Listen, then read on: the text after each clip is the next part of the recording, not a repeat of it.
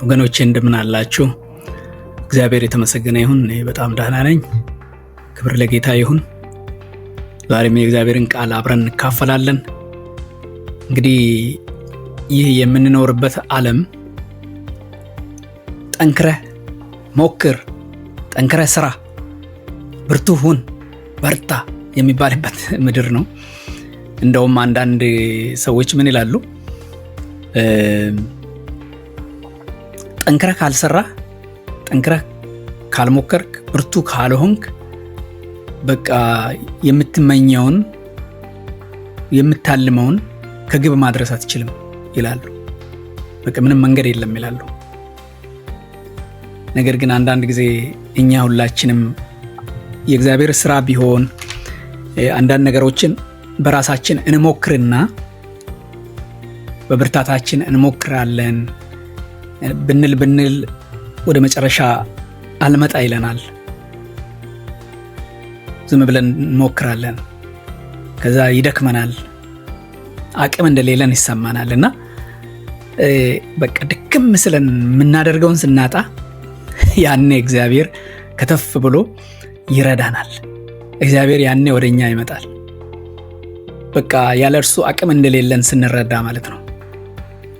ያለ እግዚአብሔር አቅም በቃ እኛ እንደማንችል ሲገባን ያኔ እግዚአብሔር ከተፍ ብሎ ከጎናችን ሆኖ ይረዳናል።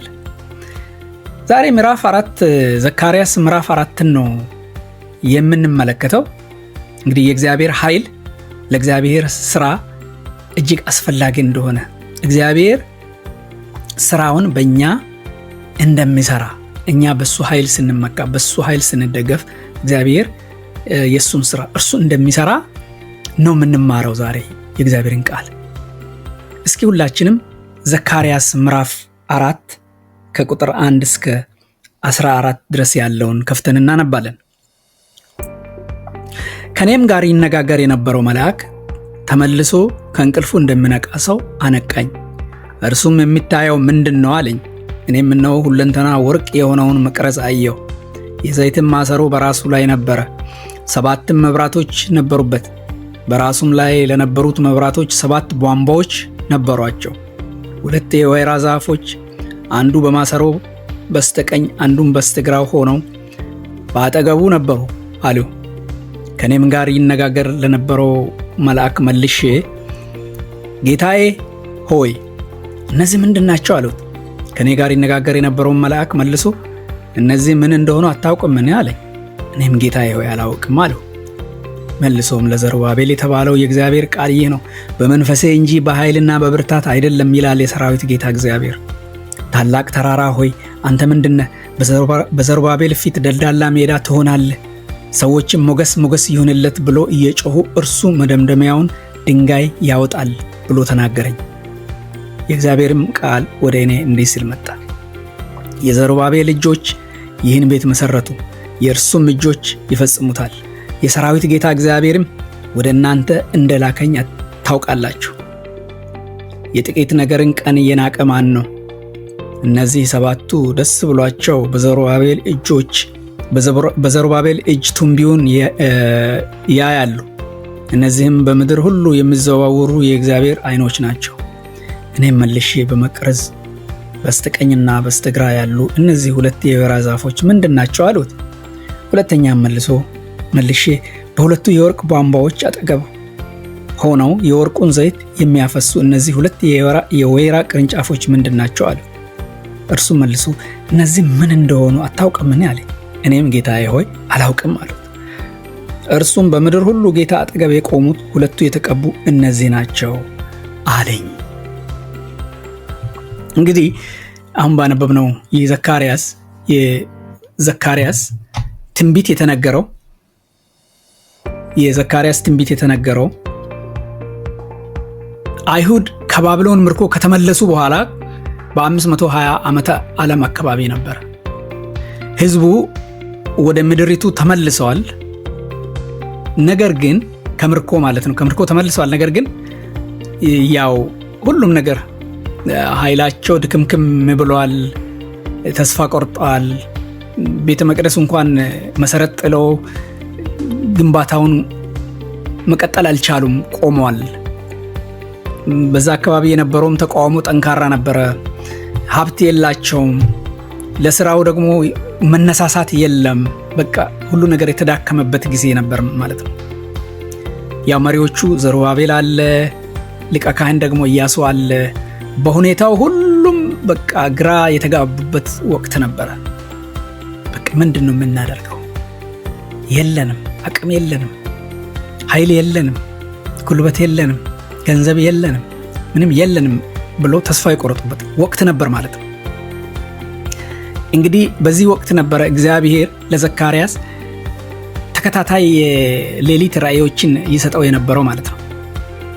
ይህን ያደረገው ያው ለዘካርያስ ዘካርያስ የማወቅ ጉጉት ስላለው ያን ለማርካት ፈልጎ አልነበረም እግዚአብሔር። እነዚህ ተስፋ የቆረጡ ድካም የሚሰማቸውን አገልጋዮች ለማጠናከር ነበር፣ ለማበረታታት ነበር። እነሱን ለማበረታታት ታስቦ የተሰጠ ራእይ ነው። ይህ ራእይ ይህ በምዕራፍ 4 አሁን ያነበብነው 5ኛው ራእይ ነበር። ምዕራፍ 3 ላይ 4ኛውን ራእይ ስንመለከት እግዚአብሔር ኢያሱን ሰይጣን ሲከሰው እግዚአብሔር ንጹህ ጥምጥም አምጡለት ብሎ እንዳነጻው እንመለከታለን። ይህ ከእሳት የተረፈ ትንታግ አይደለምን ብሎ ኢያሱን እንዳነጻው እንመለከታለን። አሁን ምዕራፍ 3 ላይ 4ኛው ራእይ ኢያሱን አነጻው፣ ንጹህ አደረገው። ከዲያብሎስ ክስ፣ ከሰይጣን ክስ እግዚአብሔር አዳነው፣ አነጻው። ካነጻው በኋላ እግዚአብሔር ካነጻው በኋላ አሁን 4ኛውን ራእይ ደግሞ ያሳያል። ይህ በራሳችሁ ኃይል ሳይሆን የናንተን ትንሽነት፣ የናንተን ድካም፣ የናንተን ጉስቁልና፣ የናንተን ተስፋ መቁረጥ አትዩ፣ እኔ በእናንተ እሰራለሁ የሚል ነገር ነው እግዚአብሔር የሚናገራቸው። እኔ እሰራለሁ፣ በእኔ ኃይል ነው የምትሰሩት፣ በራሳችሁ አይደለም። በእናንተ ኃይል መቼም ቢሆን በእናንተ ኃይል አትሰሩም፣ በእኔ ኃይል ነው የምትሰሩት ነው ምላቸው እግዚአብሔር በዚህ ክፍል ላይ ማለት ነው። የወርቅ መቅረዝ ያያል። በዚህ ክፍል ላይ አሁን ቅድም ባነበብነው የወርቅ መቅረዝ አለ። መቅረዙ ደግሞ በሁለት የወይራ ዛፎች እንዳሉ እንመለከታለን። እነዚህ በቃ ዘይቱን እንዳይቋረጥ ፕሮዲስ የሚያደርጉ ናቸው። የሚመነጨው ከነዚህ የወይራ ዛፎች ዘይቱ መቅረዙ ሳይቋረጥ እንዲበራ የሚያደርጉ ማለት ነው። በተብርናክል በድንኳን በተብርናክል እያሉ ማለት ነው፣ በመገናኛው ድንኳን እዛ መቅረዝ አለ አይደለም። መቅረዙ ሰዎች ካህኑ ይሞላው ነበር። ዘይቱን በየቀኑ ሳይቋረጥ እንዲበራ መቅረዙ እንዲበራ ምን ይደረጋል? ሰዎች ገብቶ ይሞሉ ነበር። በየጊዜው እየሞሉ ነው። አሁን እዚህ በራእይ የሚታየው መቅረዝ ግን በሰው መሞላት የለበትም። ሰው ሲሞላው የማይታይ ነው። በራሱ እግዚአብሔር የሚሞላው ነው። መቅረዙ በእግዚአብሔር የሚሞላ ሆኖ ነው የምንመለከተው። ዘይቱም በቃ ወይራዎች ስላሉ አይቋረጥም፣ መፍሰሱን ይቀጥላል።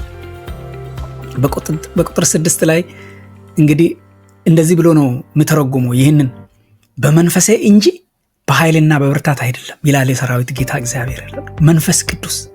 በመንፈስ ቅዱስ ኃይል እንጂ በብርታት በራሳችሁ ብርታት በራሳችሁ አቅም የሚሆን ነገር አይደለም። የእግዚአብሔር ስራ የሚሰራው በእግዚአብሔር መንፈስ ነው እንጂ በሰው ኃይል በእግዚአብሔር መንፈስ ቅዱስ በመንፈስ ቅዱስ ኃይል እንጂ በሰው ኃይል አይደለም ማለት ነው። ስለዚህ ይህ ራእይ የእግዚአብሔር ኃይል የመንፈስ ቅዱስ ኃይል እንዴት እንደሚሰራ በደካማ ሰዎች፣ ተስፋ በቆረጡ ሰዎች፣ እንደነ ዘካርያስ ባሉ ሰዎች እግዚአብሔር እንዴት እንደሚሰራ የሚያሳይ ነው። የነሱ ጥንካሬ አያስፈልገውም። እግዚአብሔር የሰዎች ጥንካሬ አያስፈልገውም። እርሱ ጠንካራ ነው። እሱ ኃይለኛ ነው። ስለዚህ በሱ ኃይል መመካትና መደገፍ ብቻ ነው። በታማኝነት ለሱ መታዘዝ ብቻ ነው የሚያስፈልገው። እንግዲህ እግዚአብሔር ስራውን የሚፈጽመው በሰው ጥንካሬ ሳይሆን በመንፈሱ ስለሆነ በእምነት በተሞላ ጽናት በእርሱ ላይ መደገፍ አለብን። እግዚአብሔር ስራውን የሚፈጽመው በሰው ጥንካሬ ሳይሆን በመንፈሱ ስለሆነ በእምነት በተሞላ ጽናት በእርሱ ላይ መደገፍ አለብን። የእግዚአብሔርን ስራ ለመፈጸም ከራሳችን ጥንካሬ ይልቅ ለምንድን ነው በእግዚአብሔር መንፈስ ላይ መደገፍ ያለብን? ለምንድን ነው በእግዚአብሔር መንፈስ ላይ መደገፍ ያለብን? አንደኛ እግዚአብሔር በእኛ ጥረት ሳይሆን በመንፈስ ቅዱስ ኃይል ስራውን ስለሚሰራ። ቁጥር 2-6 በመንፈስ ቅዱስ ኃይል፣ በእኛ ብርታት ሳይሆን በእርሱ ጥበብ በእርሱ ኃይል ስለሚሰራ ነው። እዚህ ክፍል ላይ ብርታት የሚለውን ቃል ስንመለከት ብርታት የሚለው ቃል ብዙ ጊዜ ቁጥርን፣ ተጽዕኖን፣ ጉልበትን የሚያሳይ ነው። ኃይል የሚለው ቃል ደግሞ ብዙ ጊዜ ተስጦን፣ ስልትን፣ ሀብትን የሚያመለክት ነው። ከሌሎች ከእንግሊዝኛ ቃላት አንጻር ስንመለከት እግዚአብሔር እነዚህን የስኬት ምንጭ ቁጥር ቢሆን፣ ተጽዕኖ ቢሆን፣ ጉልበት ቢሆን፣ ተስጦ ቢሆን፣ ስልት፣ ሀብት ቢሆን፣ ብዙ ነገሮች ቢሆኑ እግዚአብሔር እነዚህን የስኬት ምንጮች ሰዎች የስኬት ምንጮች ናቸው የሚሏቸው ነገሮች ናቸው። ብርታት፣ ኃይል፣ የሰው ብርታት ብርቱ ነው፣ እከሌ ኃያል ነው፣ ኃያል አገር ነው፣ ኃያል ሰው ነው የሚለውን ነገር እግዚአብሔር ከንቱ ያደርጋል። እግዚአብሔር ሊሰራ ከፈለገ በቃ ዘሩባቤልን ተስፋ የቆረጠው ሰው ችሎታ የለኝም የሚለውን ሰው እግዚአብሔር አብሮት ሆኖ እግዚአብሔር ይጠቀምበታል፣ እግዚአብሔር ይሰራበታል። እዚህ ላይ ትልቁ ወሳኝ መቅረዙ ነው። መቅረዙ ወሳኝ ነገርን ያስተምረናል።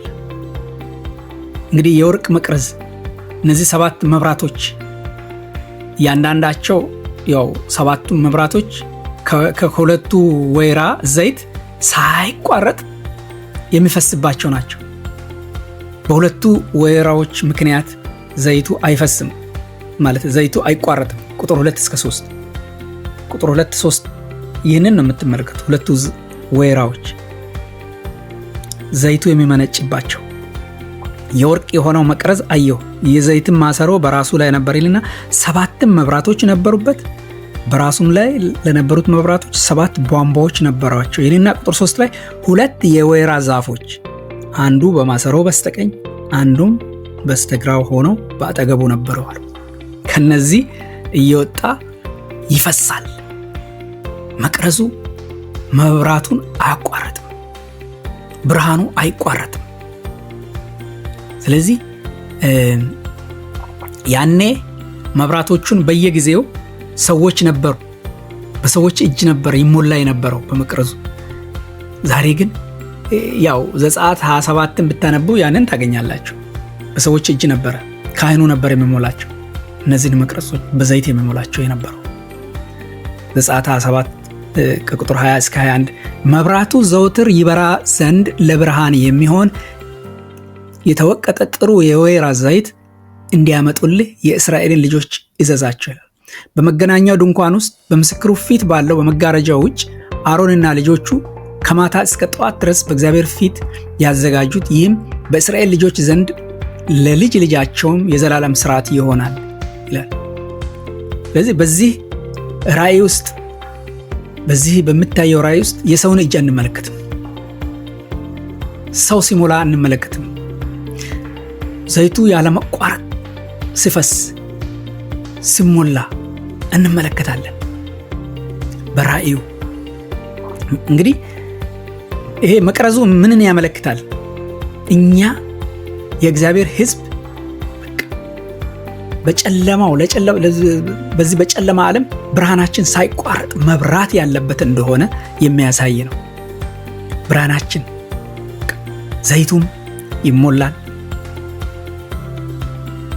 የመንፈስ ቅዱስ ኃይል እንሞላለን፣ ብርሃናችን ሳይቋረጥ ይበራል የሚለውን ነው የሚያሳየን። ዘይቱ ያው መንፈስ ቅዱስን የሚያሳይ ነገር ነው። የሚያበቃ ኃይል፣ የሚሰራ ኃይል፣ ይህንን የሚያሳይ ነው። ስለዚህ ይፈሳል። ብቃቱን የመንፈስ ቅዱስን ብቃት የሚያሳይ ነው። የማብቃት ችሎታውን የማብቃት አቅሙን የሚያሳይ ራእይ ነው ማለት ነው ይህ ራእይ። ለዚህም ነው በመንፈሴ እንጂ በቁጥር 6 ላይ በመንፈሴ እንጂ በኃይልና በብርታት አይደለም የሚለው። እግዚአብሔር እንግዲህ ሕዝቡን ምንድነው የሚላቸው? ይህ መቅረዝም የሚበራው በመንፈሴ እንጂ በኃይልና በብርታት አይደለም። የእግዚአብሔርን ስራ የምትሰሩት በመንፈሴ እንጂ በብርታታችሁ አይደለም፣ በእናንተ ኃይል አይደለም ይላሉ። በመንፈስ ቅዱስ ነው። በመጽሐፍ ቅዱስ ውስጥ ዘይት ዘውትር መንፈስ ቅዱስን ያመለክታል። አንደኛ ሳሙኤል 16:13 ብታነቡ፣ ኢሳይያስ 61 ቁጥር 1 ስታነቡ ይህንን እናነባለን። መንፈስ ቅዱስ እንግዲህ የእግዚአብሔርን አገልጋዮች ለእግዚአብሔር ተልእኮ እግዚአብሔር ለሰጣቸው ለየትኛውም ተልእኮ መንፈስ ቅዱስን በኃይል ይሞላባቸዋል። በመንፈስ ቅዱስ ኃይል ያንን ተልእኮ ይፈጽማሉ። ስለዚህ መልአኩም ራእዩን የሚተረጉመው በሰዎች ጥንካሬና ኃይል ሳይሆን በመንፈስ ቅዱስ ሚና ላይ ትኩረት አጽንኦት በመስጠት ነው ይህንን ክፍል የሚተረጉመው። ቃሉ ያው ከሌሎች የመጽሐፍ ቅዱስ ክፍሎች አንጻርም ስታይ ትክክለኛ ትርጉም ነው። ብዙውን ጊዜ እግዚአብሔርን የምናገለግለው እንግዲህ እግዚአብሔርን የምናገለግል አገልጋዮች አንዳንዴ እንደክማለን። ስንደክም ግን የመንፈሱን ኃይል መጠባበቅ፣ መጋበዝ፣ ጌታው አልቻልኩም፣ ደከመኝ፣ በቃ ደክሞኛል ብለን ኃይላችን ሙጠጥ ብሎ ሲያልቅ እግዚአብሔር ከተፍላል። እግዚአብሔር በኃይሉ ያስታጥቀናል። እግዚአብሔር በኃይሉ ይሞላናል። እኔም በሕይወቴ ብዙ ጊዜ አይቻለሁ ይህንን። ስለዚህ የጥንካሬያችን ምንጭ የሚሆነው የመንፈስ ቅዱስ ኃይል ነው። የመንፈስ ቅዱስ ኃይል ነው። ስለዚህ ብዙ ጊዜ አገልግሎታችን በእውነት ፍሬ አልባ የሚሆነው ብዙ ጊዜ በራሳችን ኃይል ስንመካ ነው። በቃ ራሳችን ብርታት አለን፣ ጎበዝ ነኝ፣ መናገር እችላለሁ፣ ማድረግ እችላለሁ ብለን በራሳችን ስንተማመን ፍሬ አልባ ይሆናል። የሰውን ልብ የማይነካ ይሆናል። ያኔ ነው ችግር። ስለዚህ አገልግሎት ብርሃናችን ቦግ ብሎ እንዲያበራ ብንፈልግ ደግሞ በእግዚአብሔር መንፈስ መሞላት፣ የእግዚአብሔርን መንፈስ ባለማቋረጥ ወደ ሕይወታችን መጋበዝ ይኖርብናል። ያኔ የጸሎት ሕይወታችን የተቀጣጠለ ይሆናል። የጾም ጸሎት ሕይወታችን የተቀጣጠለ ይሆናል። በእርሱ መመካታችን ይጨምራል። እግዚአብሔርን መውደዳችን፣ የእግዚአብሔር ፍቅራችን የተቀጣጠለ ይሆናል። ስለዚህ ለእግዚአብሔር አገልግሎት መነሳሳታችን የተቀጣጠለ ይሆናል። ብርሃኑ እየደበዘዘ አይሄድም። ብርሃኑ ቦግ እያለ እየጨመረ ይሄዳል። መንፈስ ቅዱስ በእኛ ውስጥ ሲሰራ የመንፈስ ቅዱስን ኃይል ስንጋብዝ ማለት ነው።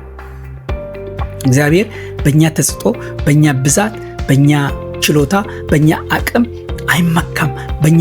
በዚህ ተመክቶ አይደለም ስራውን የሚሰራው ወደ እኛ የሚመጣው። የእግዚአብሔር በመንፈሱ ኃይል ነው። በቃ በመንፈሱ ኃይል፣ በመንፈስ ቅዱስ ኃይል ነው እግዚአብሔር በእኛ የሚሰራው። ስለዚህ የምንኖረውም በመንፈስ ቅዱስ ኃይል ነው። በሰይጣን ላይ በአጋንንት ላይ ድል እያደረገን እንድንኖር አገልግሎታችንን በኃይል ማገልገል የምንችለው በመንፈስ ቅዱስ ላይ በመደገፍና እሱን በመጋበዝ ነው። ዘይት፣ መብራት፣ እነዚህ ነገሮች ይህንን የሚያሳየን ነገር ነው ማለት ነው። ስለዚህ በእውነት የመንፈስ ቅዱስን ኃይል በመንፈሴ እንጂ በኃይልና ብርታት አይደለም። ዮሐንስ 16 ቁጥር 13 ላይ ዮሐንስ ወንጌል ምዕራፍ 16 ቁጥር 13 ላይ ምን ይላል? ግን እርሱ የእውነት መንፈስ በመጣ ጊዜ ወደ እውነት ሁሉ ይመራችኋል፣ የሚሰማውን ሁሉ ይናገራል እንጂ ከራሱ አይናገርምና የሚመጣውንም ይነግራችኋል ይላል። ሐዋርያት ሥራ ምዕራፍ 1 ቁጥር 8 ይላል፣ ነገር ግን መንፈስ ቅዱስ በእናንተ ላይ በወረደ ጊዜ ኃይልን ትቀበላላችሁ፣ በኢየሩሳሌምም በይሁዳም ሁሉ በሰማርያም እስከ ምድር ዳርም ድረስ ምስክሮቼ ትሆናላችሁ ይላል። መንፈስ ቅዱስ ሲሞላን በመንፈስ ቅዱስ ኃይል ክርስቶስን እስከ ምድር ዳር ድረስ መመስከር እንችላለን። የክርስቶስ ምስክሮች እንድንሆንም ነው መንፈስ ቅዱስን እግዚአብሔር የሚሰጠን፣ በመንፈስ ቅዱስ የሚሞላን ብርሃን ሆነን ለዓለም ሁሉ እንድናበራ ነው። ቦግ ብሎ ብርሃናችን እንዲበራ ነው መቅረዙን በዘይት የሚሞላው፣ በመንፈስ ቅዱስ ኃይል የሚሞላው። ስለዚህ ሮሜ 8:11 ነገር ግን ኢየሱስ ከሙታን ያስነሳው የእርሱ መንፈስ በእናንተ ዘንድ ቢኖር ክርስቶስ ኢየሱስን ከሙታን ያስነሳው እርሱ በእናንተ ዘንድ በሚኖረው በመንፈሱ ለሚሞተው ሰውነታችሁ ደግሞ ሕይወትን ይሰጣል ይላል። ስለዚህ እግዚአብሔር በመንፈስ ቅዱስ ኃይል ይሞላናል። እግዚአብሔር አንችልም ባልንበት ጉዳይ ላይ፣ ተስፋ በቆረጥንበት ጉዳይ ላይ፣ አቅም የለኝም ባልንበት ጉዳይ ላይ እግዚአብሔር በቃ ጌታ ሆይ እኔ አልችልም ይሄን ባልንበት ጉዳይ ላይ ኃይል ይሆነናል፣ አቅም ይሆነናል፣ ብርታት ይሆነናል፣ ጉልበት ይሆነናል። ስለዚህ እኛ ሁል ጊዜ የኛ ድርሻ መንፈስ ቅዱስን ወደ ህይወታችን እንጋብዝ፣ ወደ አገልግሎታችን እንጋብዝ፣ ዕለት ዕለት እንጋብዝ መንፈስ ቅዱስ። ያለ መንፈስ ቅዱስ ምንም ማድረግ አንችልም። በመንፈሴ እንጂ በኃይልና በብርታት አይደለም፣ ፈጽሞ አይደለም። በኃይልና በብርታት የሚሆን ነገር የለም። እንግዲህ መንፈስ ቅዱስ እጅግ ያስፈልጋል። ስለ መንፈስ ቅዱስ ስንነጋገር አንዳንድ ጊዜ ሰዎች ኮንፊውዝድ የሚሆንባቸው ሁኔታዎች አሉና እንደው ብናገር ጥሩ ነው። በዚሁ የመንፈስ ቅዱስ መኖር indwelling of the Holy Spirit የምንለው ልክ ጌታ ኢየሱስ ክርስቶስን ስንቀበል የሚሆን ክስተት ነው። ወዲያው ጌታን ስንቀበል መንፈስ በውስጣችን መኖር ይጀምራል። ሌላው ደግሞ በመንፈስ ቅዱስ ማህተም በቃ የንብረትነትን የእርሱ መሆንን የሚያሳይ ነገር ስለሆነ በመንፈስ ቅዱስ መታተማችን የእግዚአብሔር መሆናችንን፣ የእግዚአብሔር ልጆች የእግዚአብሔር መሆናችንን የሚያሳይ ነው። ይህ ደግሞ መያዣ ነው፣ ለርስቱ መያዣ ሆኖ መያዣ ማለት ዳውን ፔመንት እንደ ቀብድ አስቡ። በቃ እርግጠኛ መውረሳችን የማይቀር እርግጠኛ እንደሆነ የሚያሳይ ነው በመንፈስ ቅዱስ መታተማችን። ይህም ደግሞ ጌታ ኢየሱስ ክርስቶስን ወዲያው ስንቀበል የሚሆን ጌታ በመንፈሱ ያትመናል ማለት ነው። የመንፈስ ቅዱስ መጠመቅ ደግሞ አለ። የመንፈስ ቅዱስ ጥምቀት ደግሞ የሚባለው ወዲያው ጌታ ኢየሱስ ክርስቶስን ስናምን የሚሆን ነው። ሁላችን ያንኑ መንፈስ አንዱን መንፈስ ጠጥተናል የሚለው ይሄ ከግሪክ ቃል አንጻርም ስንመለከት እኛን እርስ በርሳችንን የሚያጣብቀን ኮኔክት የሚያደርገን እኛን ከእግዚአብሔር ጋር እግዚአብሔርን ከኛ ጋር እርስ በርሳችንንም ደግሞ ኮኔክሽን እንድኖረን እንድንጣበቅ እርስ በርሳችን እንድንጣበቅ በግንዱ እንደሚጣበቅ ማለት ቅርንጫፎች በግንዱ እንደሚጣበቁ የሚያጣብቀን ማለት ነው። መጣበቅ ማለት ነው ጥምቀት። ይሄም ጌታ ኢየሱስ ክርስቶስን ወዲያው ስንቀበል የሚሆን ነው። ከሱ ቀጥሎ ያለው ነው እንግዲህ የመንፈስ ቅዱስ ሙላት። አሁን እየተነጋገረን ያለ ነው ኃይል፣ የእግዚአብሔር ኃይል፣ የእግዚአብሔርን ስራ እንድንሰራ የሚያስፈልገን የእግዚአብሔር ኃይል፣ እግዚአብሔር ለላከን ለተልእኮአችን ፍሬያማነት ከእግዚአብሔር ኃይል የምናገኝበት፣ ኃጢአትን ድል የምናደርግበት፣ በቃ ለክርስቶስ እየተቀጣጠለን የምንኖርበት፣ እየተቀጣጠለን የምናገለግልበት፣ በፓሽን የምንወጣበት፣ በፓሽን የምንገባበት፣ ጸልያን የማይሰለችን የማይደክመን፣ በቃ እየተቀጣጠለን በመንፈስ የምትቃጠሉ ሁኑ ተብሎ እንደተጻፈ ቃል እየተቃጠልን በመንፈስ እየተቃጠለን እንድንኖር እንድናገለግል የሚያስችል የመንፈስ ቅዱስ ሙላት አለ። ይህን በጌታ ፊት ሆነን ስንጸልይ፣ ስንጠማ፣ ስንጾም፣ ስንጸልይ፣ ስንጠማ እንደዚሁ ደግሞ መንፈስ ቅዱስን ጌታ ሆይ ሙላኝ ስንል ማለት ነው። ስንቀደስ እግዚአብሔር ይሞላናል፣ በዚህ ኃይል ይሞላናል። ይህ ደጋግሞ የሚሆን ነው፣ በአንድ ጊዜ ብቻ። ለምሳሌ በፊት ጌታን እንደተቀበልን መንፈስ ቅዱስ በእኛ መኖር ይጀምራል፣ እንታተማለን፣ ሌላው ደግሞ እንጠመቃለን አይደለም። በመንፈስ ቅዱስ መሞላት ግን አንድ ጊዜ ብቻ የሚሆን አይደለም። ደጋግመን እንሞላለን። ኮንቲኒየስ ነው። በመንፈስ ቅዱስ ቁጥጥር ስር እንሆናለን። ይቆጣጠረናል ሙሉ በሙሉ ማለት ነው። መንፈስ ቅዱስ ይቆጣጠር። በወይን ጠጅ አትስከሩ፣ መንፈስ ይሙላባችሁ እንጂ በወይን ጠጅ አትስከሩ እንደምለው በቃ ይቆጣጠረናል ማለት ነው። የወይን ጠጅ ሰዎችን ልክ እንደሚያሰክራቸው እንደሚቆጣጠራቸው እኛን ደግሞ መንፈስ ቅዱስ ይቆጣጠረናል። ተቆጣጥሮ በሐሳቡ እንድንኖር በፈቃዱ እንድንኖር ያደርገናል። እሱ በቃ ይቆጣጠረናል። የኛ ስጋ እንዳይቆጣጠረን ማለት ነው። ይህንን ያደርጋል። ስለዚህ መንፈስ ቅዱስ ሙላት አለ። ከዚህ ጋር ተያይዞ እንግዲህ ይሄ የተለያዩ ሰዎች የተለያየ ነገር ይነጋገራሉና ለምሳሌ መንፈስ ቅዱስን ለመሞላት እንደሞላን እንዴት እናውቃለን የሚለው ብዙ ጥያቄ ይነሳልና አንዳንዶች ልሳን በመናገር በቃ ልሳን ከተናገርክ ተሞልተሃል ማለት ነው ይላሉ። ልሳን ከምልክቶች በመንፈስ ቅዱስ ለመሞላት ከምልክቶች አንዱ ሊሆን ይችላል። አንዱ ምልክት ሊሆን ይችላል። ብቸኛ ምልክት ግን አይደለም። መንፈስ ቅዱስ ስንሞላ ሁል ጊዜ ልሳን ላንናገር እንችላለን። አንዳንድ ሰዎች ወዲያው ይናገራሉ፣ አንዳንዶቹ ላይናገሩ ይችላሉ። ስለዚህ እሱ ብቻ ምልክት አይሆንም። ብዙ ሌሎች ምልክቶችም አብሮ ሊኖሩ ይችላሉ ማለት ነው። ሌላ ምልክትም ሊኖር ይችላል። ብዙ አይነት ምልክቶች ይኖራሉ። ልሳን ከስጦታዎች አንዱ ነው። ከጸጋ ስጦታዎች አንዱ ነው። ልሳን ራሱ ወደ 3-4 አይነት ልሳን አይነቶች አሉ።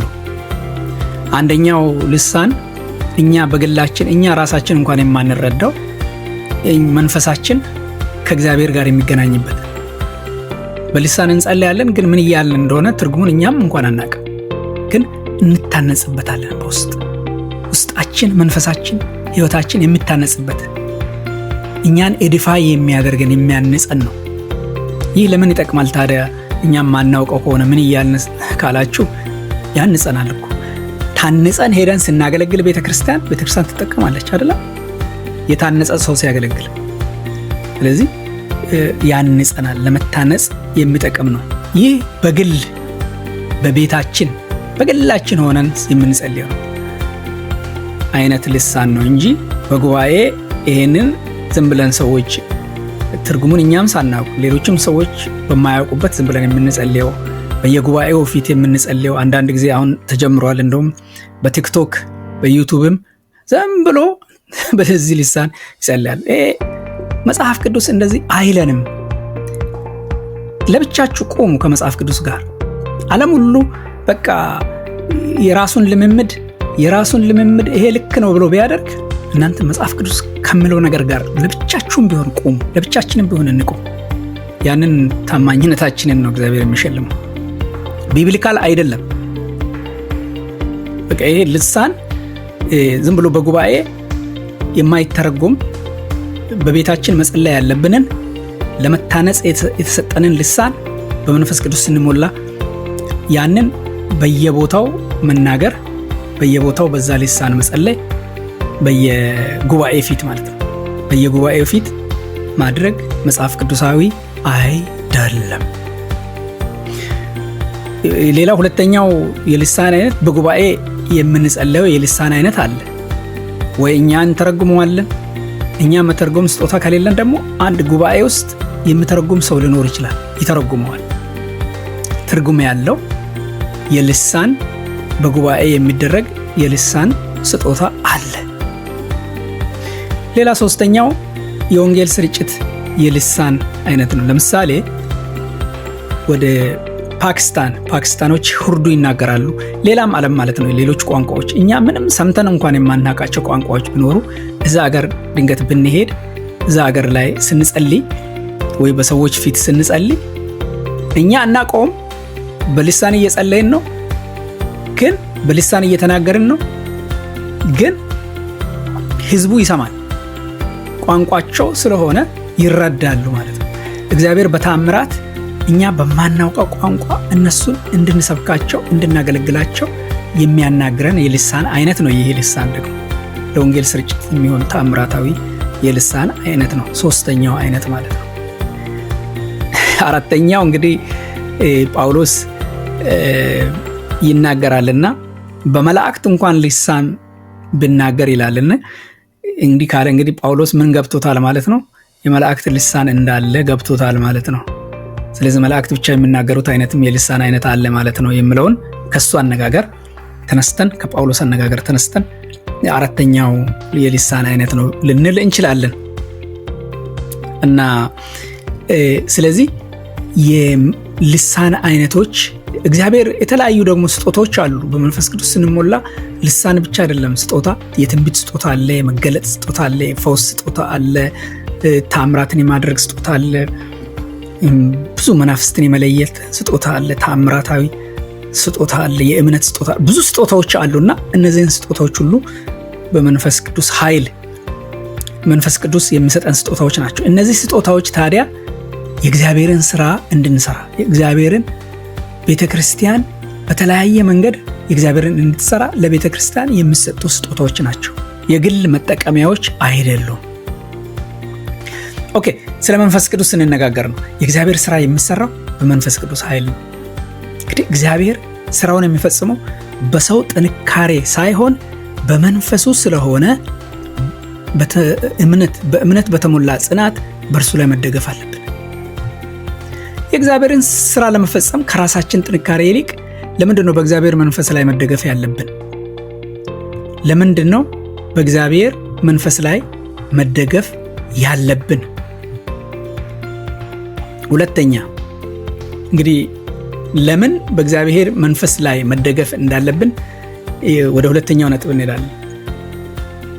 የእግዚአብሔር መንፈስ በእውነት ማለፍ የማንችላቸው ነገሮች እንድናልፍ እንቅፋቶችን የሚያስወግድልን ስለሆነ የእግዚአብሔር መንፈስ ማለፍ በቃ የማንችላቸውን ነገሮች የሚያሳልፈንና እንቅፋቶችን የሚያስወግድልን ስለሆነ የእግዚአብሔርን ስራ ለመስራት እንቅፋት የሚሆኑ ነገሮችን የሚያስወግድልን ስለሆነ ቁጥር 7 ላይ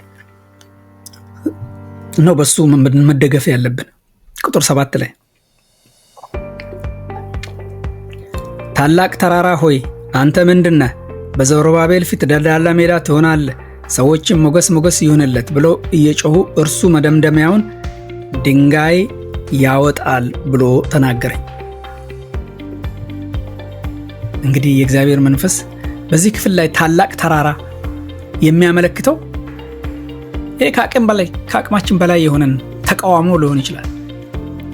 የሌለንን ነገር የፖለቲካ ተጽዕኖ እንደ ወንጌል እንዳንሰብክ ከአቅም በላይ የሚሆን የፖለቲካ ተጽዕኖ ሊሆን ይችላል። የገንዘብ እጥረት ሊሆን ይችላል። ተስፋ መቁረጣችን፣ በተለያየ ሁኔታ ተስፋ መቁረጣችን ሊሆን ይችላል።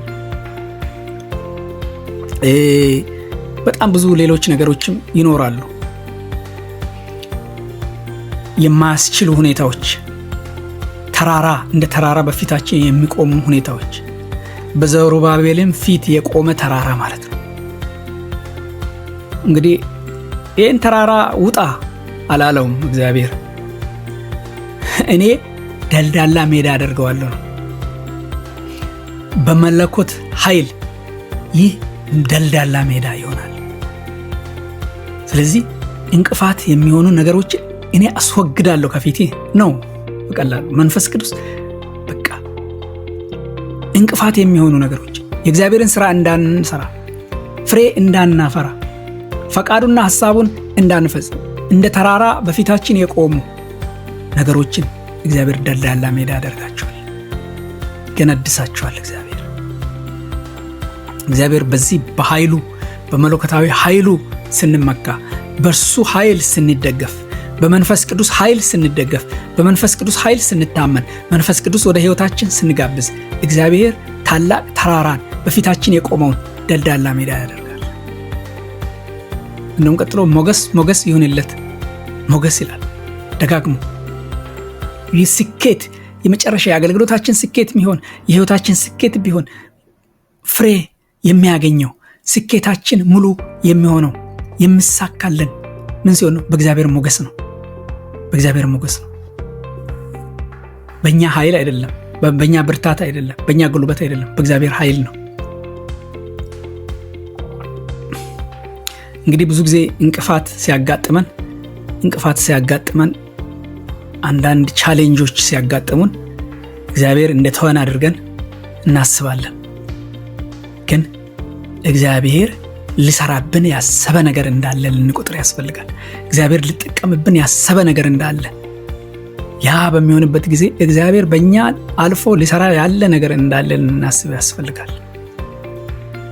ስለዚህ በፊታችን የቆመ በቃ የተተከለ አልነቃነቀ ያለ አልንቀሳቀስ ያለ ተራራ የሚመስል ነገር የትኛውም እንቅፋት ብኖር እግዚአብሔር ደልዳላ ሜዳ ያደርገዋል።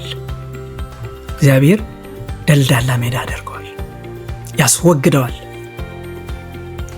እግዚአብሔር በእኛ ሲሰራ የእግዚአብሔርን ኃይል መንፈሱን ወደ ውስጣችን ስንጋብዝ እንቅፋት የሚሆን ነገር በፊታችን ሊቆም አይችልም። በፊታችን አይቆምም። ተራራ በፊታችን አይቆምም። ኢሳይያስ 40 ቁጥር 4 ላይ ሸለቆ ሁሉ ከፍ ይላል፣ ተራራውና ኮረብታውም ሁሉ ዝቅ ይላል፣ ጠማማውም ይቃናል፣ አባጣውም ሜዳ ይሆናል ይላል። እግዚአብሔር ይህንን ያደርጋል። ሮሜ 8:31 ደግሞ እንግዲህ ስለዚህ ነገር ምን እንላለን? እግዚአብሔር ከኛ ጋር ከሆነ ማን ይቃወመናል? ማቴዎስ 19:26 ላይ ደግሞ ኢየሱስም ተመለከታቸውና ይህ በሰው ዘንድ አይቻልም፣ በእግዚአብሔር ዘንድ ግን ሁሉ ይቻላል አላቸው። በእግዚአብሔር ዘንድ ግን ሁሉ ይቻላል አላቸው ይላል። ግኖቼ በእውነት እግዚአብሔር በፊታችን ያለውን ተራራ እንዳልነበረ ማድረግ የሚችል ሜዳ፣ ደልዳላ ሜዳ ማድረግ የሚችል አምላክ ስለሆነ በእርሱ መደገፍ ይኖርብናል። በእርሱ ኃይል መታመን፣ በእርሱ ኃይል መደገፍ፣ እሱን መንፈስ ቅዱስን ዕለት ዕለት ወደ ሕይወታችን መጋበዝ፣ በመንፈስ ቅዱስ መሞላት፣ በመንፈስ ቅዱስ ኃይል መሞላት ይኖርብናል። እግዚአብሔር ስራውን የሚፈጽመው በሰው ጥንካሬ ሳይሆን በመንፈሱ ስለሆነ በእምነት በተሞላ ጽናት በእርሱ ላይ መደገፍ አለብን። የእግዚአብሔርን ስራ ለመፈጸም ከራሳችን ጥንካሬ ይልቅ ለምንድን ነው በእግዚአብሔር መንፈስ ላይ መደገፍ ያለብን? ለምንድን ነው በእግዚአብሔር መንፈስ ላይ መደገፍ ያለብን? ሶስተኛውን ነጥብ እንመለከታለን። እግዚአብሔር በእውነት ታማኞች ሆነን ወይ ደግሞ በታማኝነት የሚደረግን ጽናት ትንሽ ጅማሮን እንኳን ተጠቅሞ ስራውን ስለሚሰራ ስራውን ስለሚያስፈጽም ቁጥር 9-10 በታማኝነት በሚደረግ ጽናት ትንሽ ጅማሮን እንኳን ተጠቅሞ እግዚአብሔር ስራውን ስለሚጨርስ ስራውን ስለሚያስፈጽም ቁጥር 9-10 ይህንን ነው የምንመለከቱ። ቁጥር 9 እና 10 ተመልከቱ። የዘሩባቤል እጆች ይህን ቤት መሰረቱ፣ የእርሱም እጆች ይፈጽሙታል። የሰራዊት ጌታ እግዚአብሔርም ወደ እናንተ እንደላከኝ ታውቃላችሁ። የጥቂቱን ነገር ቀን የናቀ ማን ነው? በተለይችን ያዟል። የጥቂቱን ነገር ቀን የናቀ ማን ነው? የጥቂቱን ነገር ቀን የናቀ ማን ነው? እነዚህ ሰባቱ ደስ ብሏቸው በዘሩባቤል እጅ ቱንቢውን ያያሉ። እነዚህም በምድር ሁሉ የሚዘዋወሩ የእግዚአብሔር ዓይኖች ናቸው። የእግዚአብሔር ዓይኖች ናቸው። ይሄ የጥቂቱን ቀን ነገር የናቀ ማን ነው? በእኛ ውስጥ ያለውን ጥቂት ነገር፣ በእኛ ውስጥ ያለውን ትንሽ ነገር፣ በእውነት ይሄ ትንሽ ስራ ነው፣ ትንሽ ነገር ነው ብለን አናቅልል። እግዚአብሔር የትኛውንም ትንሽ ነገር ተጠቅሞ የትኛውም እኛ ትንሽ ነው፣ ትንሽ ጅማሮ ነው ይሄ የምንለውን ተጠቅሞ ትልቅ ፍጻሜ ያደርጋል። እግዚአብሔር የዘሩባቤልን ቤተ መቅደስና የሰለሞንን ቤተ መቅደስ ስታነጻጽሩ የሰለሞን እጅግ የሚያስደንቅ ትልቅ ቤተ መቅደስ ነው። ይህ በሱ አይን ሲታይ በጣም ትንሽ ነው እና አሁን ያሉ ሽማግሌዎች ያንን በአይናቸው አይተውት የነበሩ ሽማግሌዎች እና ያን ሲያዩ አለቀሱ። በዚህ መረቃቀም በጣም አለቀሱ።